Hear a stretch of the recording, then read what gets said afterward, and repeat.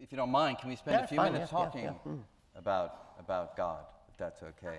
So I'm just wondering, I too get asked at many lectures my view on God. And my typical answer is that, sure, there could be a God that's behind it all, and what we're doing as physicists, chemists, biologists, working out God's laws. And if that's how it is, I am thrilled to be part of that noble journey.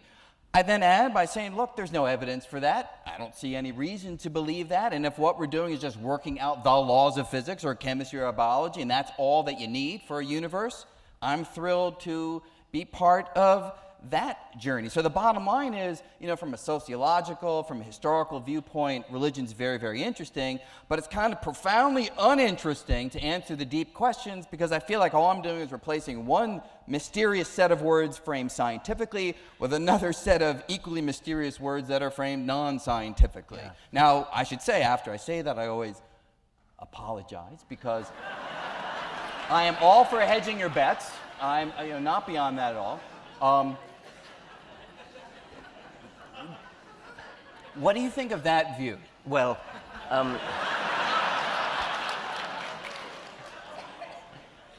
I think that the sort of Newtonian, I mean, Newton thought that he was working out God's laws, and he was demonstrating the glory of God's mind when he worked out the laws of mechanics and so on.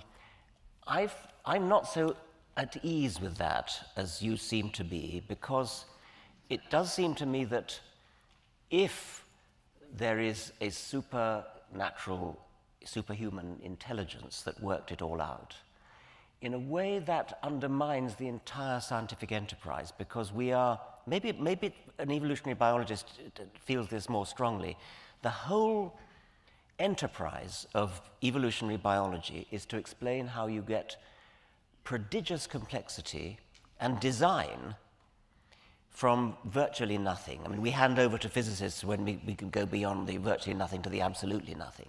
But if you start from quite an advanced level, bacteria, and work up to mammals and humans, we have a working theory which we know is true, which explains how you can go from great simplicity to prodigious complexity, and finally to the sort of complexity which is capable of designing things, of creating things, of working out how to do things. Well, if you are suddenly going to insert a designing machine, a creator, an intelligence at the root of the universe, you've just undermined your entire enterprise, because your entire enterprise has been to explain how you get to something complicated enough to do design.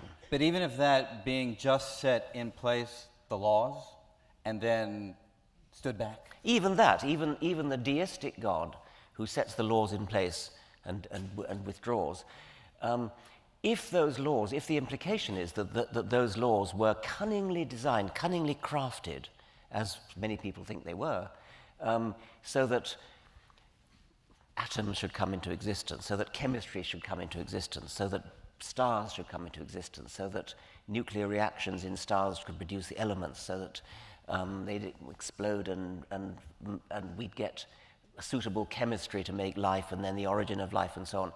If the deistic God thought all that through and set up the laws of physics, then he would have to be damn clever.